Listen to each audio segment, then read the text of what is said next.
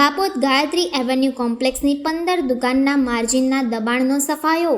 પાલિકાની દબાણ શાખાની ટીમે આજે બાપોદ વિસ્તારમાં હાઈવે પાસે આવેલ કોમર્શિયલ કોમ્પ્લેક્સમાં 12 મીટરના રસ્તા પરની 15 જેટલી દુકાનોનો સફાયો કરી જગ્યા ખુલ્લી કરવામાં આવી હતી. શહેરના છેવાડે આવેલ બાપોદ વિસ્તારના હાઈવેને અડીને આવેલ ગાયત્રી એવન્યુ કોમ્પ્લેક્સના કેટલાક દુકાનધારકોએ રોડને સમાંતર 12 મીટરના રસ્તા પર પોતાની દુકાનના ગેરકાયદેસર બાંધકામ કરી દીધા હતા. કેટલીક દુકાનોએ દુકાનનો થોડો ભાગ તો કેટલાકે આખી દુકાન ગેરકાયદેસર બનાવી દીધી હતી. જે મામલે પાલિકા તંત્રને મળેલી ફરિયાદના આધારે દબાણ કરતા અને નોટિસ આપવામાં આવી હતી. તેમ છતાં તે દબાણ યથાવત રહેતા આખરે આજે ટાઉન પ્લાનિંગ વિભાગની સૂચના હેઠળ દબાણ શાખાની ટીમે આજે અહીં પહોંચી અને કેટલીક દુકાનો સંપૂર્ણ તો કેટલીકનો ભાગ તોડી પાડી 12 મીટરનો રસ્તો ખુલ્લો કર્યો હતો.